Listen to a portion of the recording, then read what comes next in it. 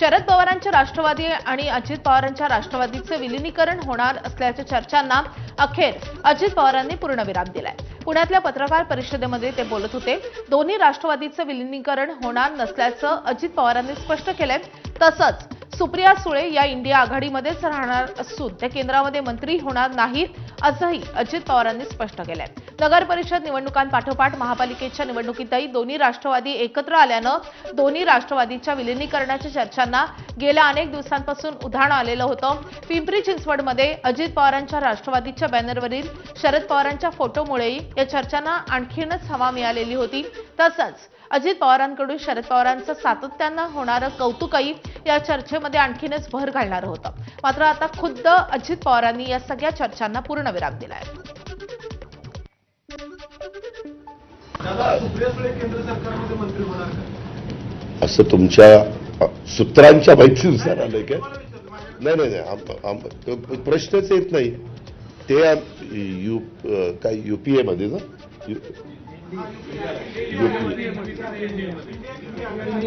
हा इंडिया आघाडीत आहे। आम्ही एनडीए मध्ये, ते इंडिया आघाडीत आहे। तेव्हा नाही तसं काही दरम्यान दोन्ही राष्ट्रवादीची फाटाफूट झाल्यानंतर अजित पवारांनी एका सभेत शरद पवारांवर जोरदार टीका केलेली होती। वय लक्षात घेता पवारांनी आता घरी बसावं आणि इतरांना संधी द्यावी असा खोचक टोला त्यावेळी अजित पवारांनी लगावला होता। मात्र शरद पवारांच्या निवृत्तीबाबतचं माझं वक्तव्य जुनं असल्याची कबुली देत अजित पवारांनी शरद पवारांच्या निवृत्तीबाबत कानावर हात ठेवले। दादा, आपका एक बयान था कि अब पवार साहब ने रुकना चाहिए, रिटायरमेंट लेना चाहिए। आज भी अजीत दादा उसी बयान पर कायम है? बिल्कुल नहीं। उनका जो भी, वो उनका अधिकार है। वो जितना वहाँ रहना चाहते हैं, क्योंकि पार्टी उन्होंने तैयार की है। पूरे देश के वो बड़े नेता है। देश के सभी लीडर अलग अलग पार्टी को उनको बहुत रिस्पेक्ट देते। अभी 10 दिसंबर को सुप्रिया ने वहाँ एक खाना रखा था, तो पार्टी रखी थी, तो बहुत से लोग आए थे, सभी पार्टी के। गेल्या अनेक वर्षांपासून सिंचन घोटाळ्यावरून भाजप अजित पवारांना घेरतीये। आज तेच अजित पवार महायुतीसोबत सत्तेत असून सध्या पुणे महापालिका निवडणुकीसाठी भाजप आणि राष्ट्रवादी आमने-सामने आले। दरम्यान पालिका निवडणुकीच्या प्रचारात अजित पवारांनी सिंचन घोटाळ्यावरून भाजपवर मोठा पलटवार केलाय। राज्यात राष्ट्रवादी काँग्रेसची सत्ता 1999 साली आली, मात्र त्याआधीच्या सरकारनं सिंचन प्रकल्पाची किंमत वाढवल्याचा घणाघाती आरोप अजित पवारांनी केलाय। या प्रकल्पाची किंमत 200 कोटी रुपयेच असल्याचं एका अधिकाऱ्यानं कबूल केल्याचं अजित पवारांनी सांगितलंय। तर यावेळी भाजपनं पार्टी फंडासाठी प्रकल्पाच्या किमतीत 100 कोटी मागितले आणि त्यासोबतच अधिकाऱ्यांनी स्वतःचे 10 कोटी जोडून 200 कोटी प्रकल्पाची किंमत तब्बल 310 कोटी केल्याचा आरोप अजित पवारांनी केलाय। महाराष्ट्र कृष्णाखोरे महामंडळ माझ्याकडे दिलेलं होतं। तुम्हाला अजूनही मी रेकॉर्ड दाखवीन, फाईल काही केलेलं नाही। त्यात पुरंदर उपसा सिंचन योजना ही 330 कोटी रुपयाची झालेली होती। मी आल्यावर ती रद्द केली। पुन्हा त्याच्याबद्दल काही अधिकाऱ्यांनी सांगितलं, दादा ह्याच्यात गडबड आहे। नंतर अधिकाऱ्याला विचारलं, अरे 110 कोटी रुपये कसे काय वाढले? ते म्हणले, आम्हाला सांगण्यात आलं की आम्हाला पार्टी फंड पाहिजे, म्हणून त्याच्यात 100 कोटी वाढवण्यात आले। त्या रिटायर झालेल्या अधिकाऱ्यांनी सांगितलं की आमच्याही लोकांनी 10 कोटी वाढवले, असे 110 कोटी वाढवले। अजूनही ती फाईल 330 कोटीची मान्यता दिली होती का नव्हती ती दाखवी। वास्तविक ते काढलं असतं तर अक्षरशः हाहाकार माजला असता, कारण सगळे पुरावे होते। उपमुख्यमंत्री अजित पवार यांनी केलेल्या वैयक्तिक टीकेला आमदार महेश लांडगे यांनी कडक शब्दात प्रत्युत्तर दिलंय। तुम्ही काहीही आरोप कराल आणि आम्ही ते मुकाट्याने सहन करू, असं आता होणार नाही असा इशारा लांडगेंनी दिलाय। आता अजित पवार महेश लांडगेंच्या या विधानावर नेमकं काय बोलतात हे पाहणं महत्त्वाचं असेल। अजित पवारांचे राजकीय सल्लागार असलेल्या नरेश अरोराशी संबंधित डिझाईन बॉक्स या कंपनीची पुणे पोलिसांकडून तपासणी करण्यात आली आहे। पुणे पोलिसांच्या क्राईम ब्रांचनं डिझाईन बॉक्सच्या कार्यालयातल्या कागदपत्रांची तपासणी केल्याची माहिती आहे। मात्र कारवाईचं कारण अद्याप गुलदस्त्यात आहे। 2024च्या विधानसभा निवडणुकीवेळी अरोरांनी राष्ट्रवादीसोबत काम केलेलं होतं। अजित पवारांच्या प्रचारासाठी त्यांनी विविध राजकीय कॅम्पेनही राबवलेत। डिझाईन बॉक्स या कंपनीनं यापूर्वी काँग्रेससाठी विविध राज्यांमध्ये काम केलंय। पालिका निवडणुकांच्या 2 दिवस आधीच डिझाईन बॉक्सच्या कार्यालयात तपासणी झाल्यानं राजकीय वर्तुळात आता चर्चा रंगती आहे। राष्ट्रवादी कांग्रेस पार्टी का क्या काम होता है उसके बारे में उन्होंने जानकारी लेनी चाहिए। हमारे कर्मचारियों के पास जिनकी जितनी जानकारी थी उन्होंने उतनी जानकारी उनको दी और उसके बाद उन्होंने कुछ दस्तावेज मांगे, कुछ दस्तावेज दिखाने की बात की, कुछ नंबर मांगने की बात की। तो हमारे कर्मचारी ने उनको बोला कि हमारे सीनियर्स नहीं हैं, हम आपको ये जानकारी ऐसे नहीं दे सकते।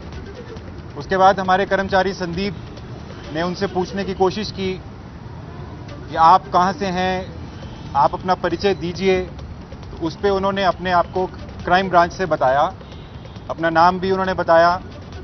उसके बाद उन्होंने हमारे सीईओ, हमारे सीनियर मैनेजर अमन सर का नंबर और नाम पूछा। जब हमारे कर्मचारी ने बोला कि हम आपकी बात करवाते हैं तो उन्होंने बात करने से मना कर दिया।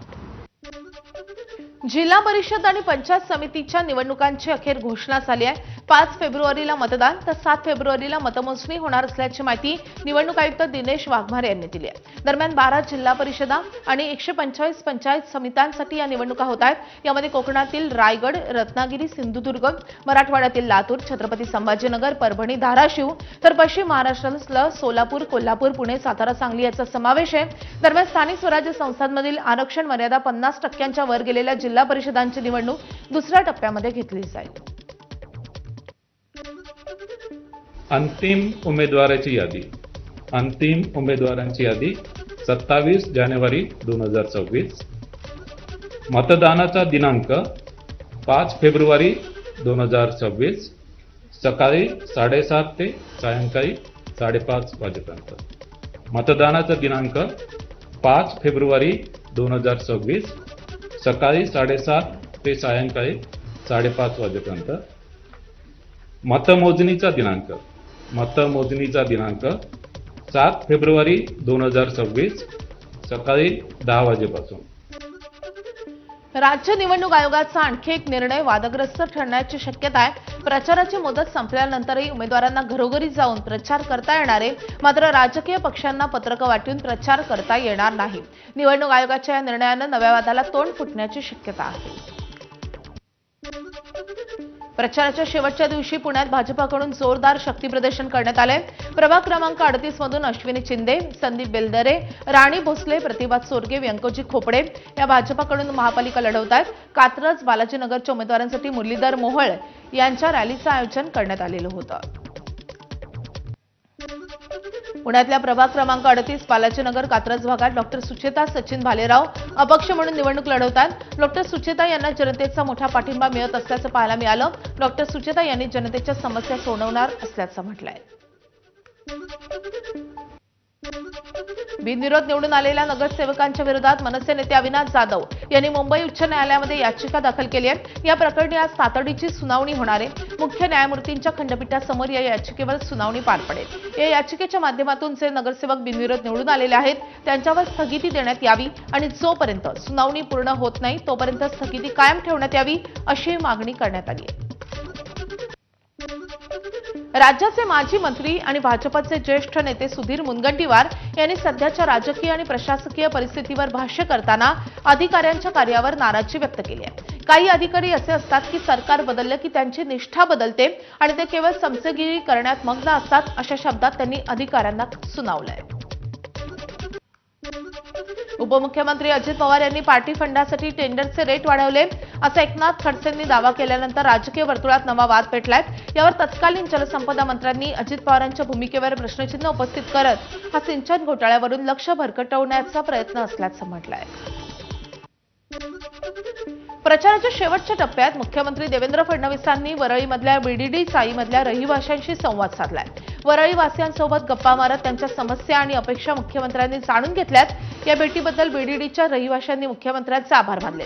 मात्र दुसरीकडे बीडीडी प्रकल्पावरून उद्धव ठाकरे आणि महायुतीमध्ये श्रेयवादाची लढाई रंगलेली असतानाच प्रचार संपत असताना मुख्यमंत्र्यांनी थेट जनतेशी संवाद साधला. धुळ्यासह मुंबई महापालिकेवर भाजपचा भगवा फडकेल असा विश्वास मंत्री जयकुमार गोरेंनी व्यक्त केलाय. तर तब्बल 35 वर्षांनंतर मुंबई मोकळा श्वास घेईल असंही गोरे म्हणालेत. तर धुळ्यात भाजप 55 पेक्षा अधिक जागा जिंकेल असा विश्वासही जयकुमार गोरेंनी व्यक्त केलाय. यावेळेस मुंबईच्या महानगरपालिकेवर महायुतीचा भाजपचा भगवा फडकेल हा 100% विश्वास आहे. धुळ्यापासून तर मुंबईपर्यंत भारतीय जनता पार्टी महायुतीच येणार हा विश्वास या निमित्ताने व्यक्त करायचा. नाशिक महापालिका निवडणुकीच्या पार्श्वभूमीवर सातपूर परिसरातील प्रबुद्ध नगर भागात घडलेल्या एका घटनेमुळे मोठी खळबळ उडाली आहे. प्रचारादरम्यान आम आदमी पक्षाचे उमेदवार समाधान अहिरे यांच्यावर बंदूक रोखून धमकावल्याचा आरोप होतोय. मात्र पोलीस तपासात धक्कादायक बाब समोर आली आहे. ती बंदूक नसून बंदुकीसारखा दिसणारा लायटर असल्याचं निष्पन्न झालंय. या प्रकरणात आता परस्पर विरोधी गुन्हे दाखल झालेत. त्या मुलाचं नाव आहे ज्यांनी बंदूक ताणली त्याचं नाव सचिन गोवर्धनेचा मुलगा सार्थक गोवर्धने. पण त्याला वाचवायला आलेले जे काही कार्यकर्ते होते 50 जणांचा टोळका, त्या सगळ्यांच्या खिशाला लोंढे साहेबांचा बॅच होता. एवढंच मला माहिती आहे, त्यांचे नाव माहिती नाही. अकोल्यातल्या अकोटमध्ये पक्ष आदेश डावलून भारतीय जनता पार्टी समर्थित गटाला सहकार्य केल्याप्रकरणी एमआयएम पक्षानं अकोटमधील आपल्या 5 नगरसेवकांना कारणे दाखवा नोटीस बजावली आहे. या कारवाईमुळे राजकीय वर्तुळात मोठी खळबळ उडाली आहे. या नगरसेवकांना आता बडतर्फ करणार का याकडे सगळ्यांचं लक्ष लागलंय. अकोला जिल्ह्यातल्या अकोटमध्ये एमआयएमकडून स्वीकृत नगरसेवकपदी भाजपच्या जितेन बरेठिया यांची निवड झाली आहे. अकोट नगरपालिकेच्या पहिल्या सर्वसाधारण सभेत नगराध्यक्ष माया घुले यांनी ही निवड ऑफिशियली डिक्लेअर केली आहे. दरम्यान जितेन बरेठिया यांचा भाजपशी संबंध नाहीये, भाजपला बदनाम करण्याचा कट रचला जातोय असा आरोप आमदार भारसाकळेंनी केला होता. अकोल्याच्या राजकारणामध्ये आणखी एक मोठी खळबळजनक घडामोड घडली आहे. मुख्यमंत्री एकनाथ शिंदे यांच्या शिवसेनेनं प्रकाश आंबेडकर यांच्या वंचित बहुजन आघाडीकडे मदतीचा हात मागितलाय. विशेष म्हणजे ज्या जागांवर वंचितचा उमेदवार नाही तिथे वंचितची मते शिंदे सेनेला मिळावीत यासाठी जोरदार हालचाली सुरू झाल्या आहेत. अकोल्याच्या राजकारणात सध्या मोठ्या हालचाली घडतायत. केंद्रीय मंत्री प्रतापराव जाधव मुक्कामी असलेल्या हॉटेलमध्ये वंचित बहुजन आघाडीचे दिग्गज नेते डॉक्टर धैर्यवर्धन पुणकर यांनी त्यांची भेट घेतल्यानं सर्वांच्याच भुवया उंचावल्या आहेत. वाशिम नगर परिषदेच्या उपाध्यक्षपदी ठाकरेंच्या शिवसेनेचे राजू भांदुर्गे यांची बिनविरोध निवड झाली आहे. भाजपचे सर्वाधिक 14 नगरसेवक निवडून आलेत. मात्र उपाध्यक्षपदासाठी भाजपनं अर्ज न केल्यानं ठाकरे सेनेचा उपनगराध्यक्ष झालाय. दरम्यान 2.5 वर्षांनंतर या ठिकाणी भाजपचा उपनगराध्यक्ष होईल अशी चर्चा आहे. वाशिममध्ये ठाकरे सेनेचे 13 तर भाजपचे 14 नगरसेवक निवडून आले आहेत. संवेदनशील शहर अशी ओळख असलेल्या भिवंडीमध्ये 15 जानेवारीला म्हणजेच गुरुवारी होणाऱ्या मतदानाच्या पार्श्वभूमीवर मोठा फौजफाटा तैनात करण्यात आलाय. मतदान आणि मतमोजणीसाठी शहरात 96 पोलीस अधिकारी, जवळपास 1,500 कर्मचारी आणि 1,000 होमगार्ड, 300 एसआरपीएफच्या जवानांचा कडेकोट बंदोबस्त असेल. तसंच 25 ड्रोन, 50 कॅमेरे आणि 1,700 सीसीटीव्ही कॅमेऱ्याच्या माध्यमातून शहरावर लक्ष ठेवण्यात येणार असल्याची माहिती पोलिसांनी दिली आहे. तर नागरिकांनी कोणत्याही मोहाला बळी न पडता निर्भीडपणे मतदान करावं असं आवाहनही पोलिसांनी नागरिकांना केलं आहे. ॲडिशनल एसपी ज्यांच्या मार्गदर्शनाखाली आम्ही 2 डीसीपी असणार आहोत. याशिवाय 8 एसीपी, 25 पीआय, याशिवाय 60 पीएसआय, 1550 कॉन्स्टेबल, 1050 होमगार्ड, याशिवाय 3 एसआरपीएफची कंपनी, 25 ड्रोन कॅमेरे आणि जवळपास 1700 सीसीटीव्ही कॅमेरे लावण्यात आलेले आहेत. कुठल्याही परिस्थितीमध्ये कायदा व सुव्यवस्था परिस्थिती शांत राहील आणि कोणीही गडबड गोंधळ करणार नाही या दृष्टीने पोलीस प्रशासन सज्ज आहे. नवी मुंबई महानगरपालिका सार्वत्रिक निवडणुकीच्या पार्श्वभूमीवर आदर्श आचारसंहितेची कडक अंमलबजावणी सुरू असतानाच नेरूळ परिसरात मोठी कारवाई करण्यात आली आहे। पोलीस आणि निवडणूक पथकाच्या संयुक्त कारवाईत 2.5 लाख रुपये रोख रक्कम जप्त करण्यात आली असून मतदारांची यादी आढळल्यानं एका संशयित व्यक्तीस ताब्यात घेण्यात आले। संबंधित व्यक्तीकडून रोख रक्कम, मतदारांची छायांकित यादी, कागदपत्र आणि मोबाईल फोन जप्त झाले असून ही रक्कम मतदारांना आकर्षित करण्यासाठी वापरण्यात येणार होती का याबाबत सध्या सखोल चौकशी सुरू आहे। उल्हासनगरमध्ये एका रिक्षामध्ये 50 लाखांची रोकड आढळून आली आहे। अपक्ष उमेदवार नरेश गायकवाडांनी पाठलाग करून ही रोकड पकडली आहे, तर महापालिकेसमोरील एका कार्यालयातून ही रोकड बाहेर आणल्याचा आरोप नरेश गायकवाड यांनी केला आहे। पिंपरी चिंचवडच्या प्रभाग क्रमांक 17 मध्ये मतदारांना पैशांचं वाटप सुरू असल्याचा प्रकार समोर आलाय। दरम्यान अजित पवारांच्या राष्ट्रवादीच्या उमेदवारांना पैशाचं वाटप केल्याचा आरोप भाजपच्या उमेदवारानं केलाय। या प्रकरणी आता संबंधित व्यक्तीला निवडणूक विभागाच्या भरारी पथकानं पैशांसह ताब्यात घेतलंय। नेमकी किती रोकड होती, किती मतदारांना वाटप करण्यात आलं आणि कोणत्या उमेदवारांना पैसे वाटायला पाठवलं होतं याबाबत सध्या चौकशी सुरू आहे।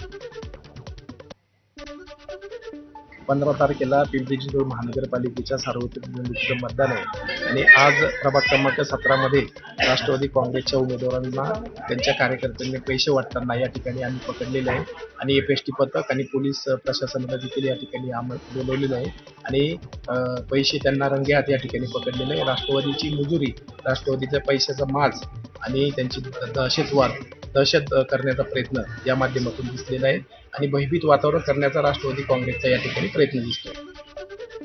तर प्रचाराची पत्रकं वाटताना महिला कार्यकर्त्यांना मारहाण केली आणि पत्रक फाडले असा आरोप अपक्ष उमेदवार मुकेश शहाणे यांनी सुधाकर बडगुजर यांच्यावर केलाय। तर आपल्याला त्रास दिल्यास स्वतःच्या जीवाचं बरं वाईट करेन असा इशाराही मुकेश शहाणे यांनी दिलाय। तर माझ्या प्रभागात सत्तेचा गैरवापर सुरू असून सद्दाम ग्रुपचे गुंड प्रभागात आणून दादागिरी सुरू असल्याचा आरोपही शहाणेंनी केलाय। नालासोपारा पूर्वेकडील प्रभाग क्रमांक 15 मध्ये भाजपचे स्टिकर असलेले तिळाचे लाडू रिक्षातून वाटप केल्याचा प्रकार समोर आलाय। निवडणूक आचारसंहिता लागू असताना मतदारांना कोणतेही आमिष किंवा भेटवस्तू देणं नियमबाह्य असताना भाजपकडून लाडू वाटप होत असल्याचा आरोप ठाकरे सेनेनं केलाय। ठाकरे सेनेच्या कार्यकर्त्यांनी संबंधित रिक्षा अडवून या प्रकाराला तीव्र विरोध केलाय। यानंतर निवडणूक अधिकाऱ्यांना घटनास्थळी बोलावण्यात आले। अधिकाऱ्यांनी चौकशी करत रिक्षा ताब्यात घेतली आहे। प्रचाराच्या तोफा अखेर काल थंडावल्यात। अशातच आज मकर संक्रांती आहे आणि त्यामुळे उमेदवारांकडून महिलांना संक्रांतीचं वाण वाटलं जाऊ शकतं आणि याच पार्श्वभूमीवर पिंपरी चिंचवड शहरात आचारसंहिता विभागाची करडी नजर असेल। वॉर रूममध्ये उमेदवारांच्या सोशल मीडिया अकाउंटवर आणि प्रत्यक्षात फील्डवर 34 भरारी तसेच जवळपास 34 एसएससी पथकं तैनात करण्यात आली आहेत। जर वाणच्या नावाखाली एखाद्या उमेदवारांना प्रलोभन दाखवलं तर त्याला वर्षभराची शिक्षा होऊ शकते आणि त्यामुळे मकर संक्रांती दिवशी प्रलोभन दाखवणाऱ्या उमेदवारांवर कारवाईची संक्रांत येणार का हे मात्र उघड आहे। महापालिका निवडणुकीच्या रणधुमाळीत जळगाव शहरात एक खळबळजनक प्रकार समोर आलाय। प्रभाग क्रमांक 11 मधील शिवसेनेच्या शिंदे गटाच्या संतोष मोतीराम पाटील या उमेदवाराकडून पैसे वाटप होत असल्याचा आणि महिलांना डांबून ठेवल्याचा गंभीर आरोप विरोधी उमेदवारानं केलाय। हटकर असे विरोधी उमेदवाराचं नाव आहे, तर परिसरात या घटनेमुळे मोठी खळबळ उडाली आहे। नाशिकमधल्या मालेगाव महानगरपालिका निवडणुकांच्या पार्श्वभूमीवर पोलिसांकडून रूट मार्च काढण्यात आलाय। शहरातील कायदा सुव्यवस्था राखण्यासाठी मालेगाव पोलिसांकडून रूट मार्च काढण्यात आलाय। किदवाई रोड ते नवीन बस स्थानक मार्गे संवेदनशील भागांमध्ये हा रूट मार्च पार पडलाय। निवडणूक काळात शांतता राखण्यासाठी अतिरिक्त पोलीस कुमक मागवण्यात आली असून जवळपास 2000हून अधिक अधिकारी आणि पोलीस कर्मचारी बंदोबस्तासाठी तैनात असतील। डोंबिवली प्रभाग क्रमांक 29 मध्ये शिवसेना भाजप उमेदवारांमध्ये झालेल्या वादामुळे पोलीस ॲक्शन मोडवर आलेत। 200 पेक्षा अधिक पोलीस कर्मचारी अधिकाऱ्यांनी परिसरात बंदोबस्त ठेवलाय। रात्री काही अनुचित प्रकार घडू नये यासाठी पोलीस बंदोबस्त तैनात करण्यात आलाय। परिसरात रूट मार्च काढत परिसरात शांतता प्रस्थापित करण्यासाठी पोलिसांकडून नागरिकांना आवाहन करण्यात येत आहे। मकर संक्रांतीच्या मुहूर्तावर माजी खासदार चंद्रकांत खैरे यांनी आपल्या आगामी कार्यक्रमांची माहिती दिली आहे। पुढचे 15 दिवस आमचे तिळगुळ वाटपाचे कार्यक्रम सुरू राहतील असं सांगत त्यांनी इतर नेत्यांबाबत मात्र बोलणं टाळलेलं आहे। महापालिका निवडणुकीच्या रणधुमाळीनंतर आता संक्रांतीच्या निमित्तानं मंत्री गिरीश महाजन यांनी राजकीय विरोधकांवर आणि निवडणूक प्रचारातील कडू आठवणींवर भाष्य केलंय। निवडणुकीत दोन्ही बाजूंनी तारतम्य पाळलं गेलं नाही हे मान्य करावं लागेल अशी भावना गिरीश महाजनांनी व्यक्त केली आहे। महापालिका निवडणुकीचा प्रचार अधिकृतपणे संपल्यानंतर काही वेळातच मुंबईच्या राजकीय वर्तुळातून एक सर्वात मोठी बातमी आली आहे। युवासेना प्रमुख आदित्य ठाकरे यांनी मनसे अध्यक्ष राज ठाकरे यांच्या घरी म्हणजे शिवतीर्थ या निवासस्थानी भेट घेतली आहे। या भेटीमध्ये त्यांची 20 मिनिटं चर्चा झाली आहे। या भेटीमुळे चर्चांना उधाण आलंय। भारतामध्ये ब्लिंकिट, झेप्टो आणि स्विगी सारख्या इन्स्टामार्ट प्लॅटफॉर्मद्वारे दिल्या जाणाऱ्या 10 मिनिटात डिलिव्हरी सेवांवर बंदी घालण्याची मागणी काही दिवसांपासून होत होती। 31 डिसेंबर रोजी देशभरातील डिलिव्हरी कामगारांनी संपही पुकारला होता। यानंतर आता केंद्र सरकारनं मोठं पाऊल उचललंय। डिलिव्हरी कामगारांच्या सुरक्षेला केंद्र सरकारनं प्राधान्य दिलंय। आता ऑनलाईन ऑर्डरसाठी 10 मिनिटांच्या सक्तीला निर्णय आता मागे घेण्यात आलाय आणि केंद्रीय कामगार मंत्री मनसुख मांडविया यांनी याबाबत हस्तक्षेप केल्यानंतर ब्लिंकिटनं आपल्या सर्व सेवांसाठी 10 मिनिटात डिलिव्हरीचा पर्याय काढून घेतलाय। आम आदमी पक्षाचे नेते राघव चड्डा यांनी क्विक कॉमर्स प्लॅटफॉर्मद्वारे दिल्या जाणाऱ्या 10 मिनिटांच्या डिलिव्हरी सेवांवर बंदी घालण्याची मागणी केलेली होती, जेणेकरून 10 मिनिटात ऑर्डर पोहोचवण्यासाठी दबावाखाली आपले जीव धोक्यात घालणाऱ्या डिलिव्हरी कर्मचाऱ्यांवरील अत्याचार थांबवता येईल आणि या संदर्भात त्यांनी स्वतःही ब्लिंकिटचा ड्रेस घालून स्वतः डिलिव्हरी करण्याचा प्रयत्नही केलेला होता। मुंबई अहमदाबाद राष्ट्रीय महामार्गावर उभारलेला पादचारी पूलचं राष्ट्रीय महामार्ग प्राधिकरणानं तोडला असून यामुळे वरवाडा येथील आश्रम शाळेत जाणाऱ्या विद्यार्थ्यांची गैरसोय होती आणि यामुळे डहाणूचे मार्क्सवादी कम्युनिस्ट पार्टीचे आमदार विनोद निकोले आक्रमक झाले असून त्यांनी प्राधिकरणाच्या अधिकाऱ्यांना चांगलेच धारेवर धरले। आश्रम शाळा प्रशासन आणि स्थानिक आमदार तसेच ग्रामपंचायतीला कोणतीही पूर्वसूचना न देताच पूल तोडल्याचा आरोप त्यांनी केलाय। महामार्ग क्रॉस करताना विद्यार्थ्यांना अपघात घडल्यास राष्ट्रीय महामार्ग प्राधिकरण जबाबदार असणार असा इशाराही विनोद निकोले यांनी दिलाय।